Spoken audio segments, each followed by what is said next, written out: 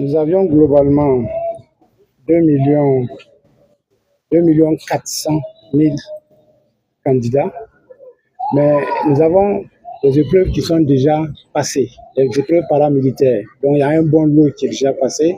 Nous avons l'administration en ligne qui a concerné autour de 50 000 personnes, mais particulièrement ici, nous sommes à 2 90 000 environ, qui compétissent pour 5 046 postes à partir de ce matin, en matin et en soirée, pendant 10 jours, soit 19 jours d'administration pour 16 jours programmés.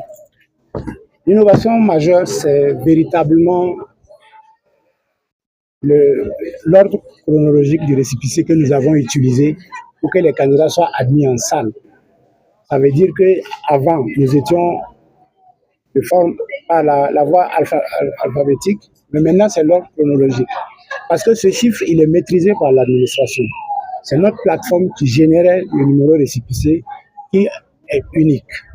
Or, quand nous étions suivant l'ordre alphabétique, dès qu'il y a une petite erreur sur le nom de quelqu'un, Ouedraogo, où il a mis un tréma, il pouvait se retrouver au Nelson Mandela pendant que nous avons prévu une chaise pour lui au lycée Rimbourg. Avec cette réforme, chaque personne suit un numéro et il s'assoit. S'il y a des velléités de fraude, les deux qui ont le même récépissé vont se retrouver à la même table. Nous allons pouvoir traiter la question. Donc, c'est pour faciliter l'installation des candidats et se prémunir de certaines velléités de fraude que nous sommes allés à cette réforme. Sinon, en termes de concours, il y a les autres mesures. C'est vraiment le respect strict des consignes.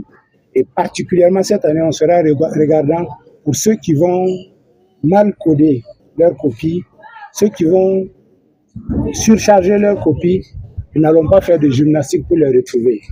On a averti les candidats, on va procéder à l'élimination pure et simple de leurs copies. C'est leur responsabilité. Les manquements qui sont imputables aux candidats, nous n'allons pas les assumer. Ce sera la fin de leur concours. Donc,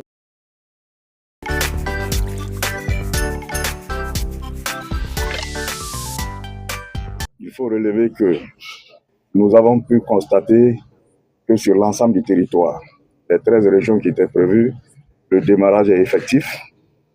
Nous saisissons l'occasion pour féliciter et encourager l'ensemble des organisateurs civils, militaires et paramilitaires, et également encourager et souhaiter une bonne chance à l'ensemble des candidats, mais aussi surtout rassurer l'opinion publique que les dispositions sont prises pour assurer l'égalité des chances afin de sélectionner aussi les meilleurs candidats pour le compte de l'administration publique.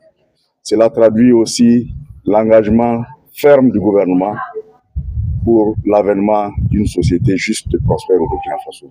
Je vous remercie.